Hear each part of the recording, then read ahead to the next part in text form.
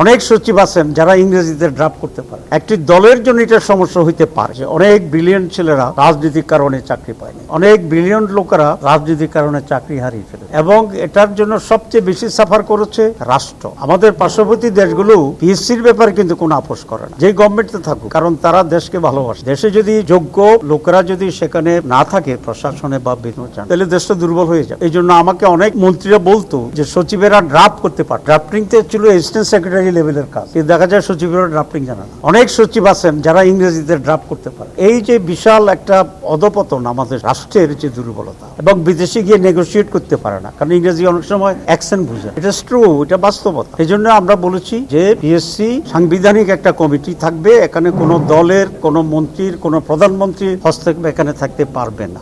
এটার বিরোধিতা করার তো আমি কোনো কারণ দেখতেছি না। আপনি কেন বিরোধিতা করবেন? তাহলে আপনি হস্তক্ষেপ চান। আপনি কেন বিরোধিতা করবেন? তাহলে আপনি দলীয়করণ চান। একটি দলের জন্য এটা সমস্যা হইতে পারে যে দল মনে করে আমরা ক্ষমতায় গেলে আমরা কিছুটা বেনিফিট নেব, আর যদি মনে করে যে না আমরা কোনো অবৈধ বেনিফিট নেব না, তাহলে এখানে মেরিটের বেসিসে নিরপেক্ষভাবে আমাদের দেশের যারা উচ্চ প্রশাসনে আছেন তাদের নিয়োগ হবে, এতে তো আপত্তির কোনো কারণ। আমি বলেছি বয়কটের পর যে তাহলে এই হাউসকে কনভিন্স করতে হবে যে নিরপেক্ষ, হস্তক্ষেপহীন, মেরিট ওয়াইজ একটি রিক্রুটমেন্ট যদি হয় তাহলে দেশের কি কি অসুবিধা আছে এটা আমাদেরকে কনভিন্স করতে হবে। আমরা যদি মনে করি দেশের খুব অসুবিধা হয়ে যাবে, অবশ্যই সেটা আমরা করব না।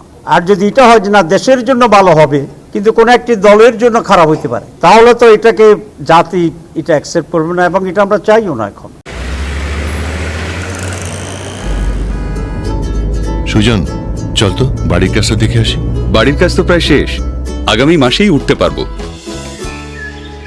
জায়গা কেনার পর কোনোদিন ভাবিনি বাড়ি দেখে যেতে পারবো। বাবা, তুমি করেছো জমি আর আমি করলাম বাড়ি, এখন থাকবে তোমার নাতি। আমি কিন্তু দাদুকে ছাড়া থাকবো না। এ বাড়িতে আমরা সবাই একসাথে থাকবো। বসুন্ধরা সিমেন্টের দৃঢ় গাঁথুনি গড়েছে 3 প্রজন্মের এক ঠিকানা। শক্তির মানদণ্ডে উত্তীর্ণ বসুন্ধরা সিমেন্ট।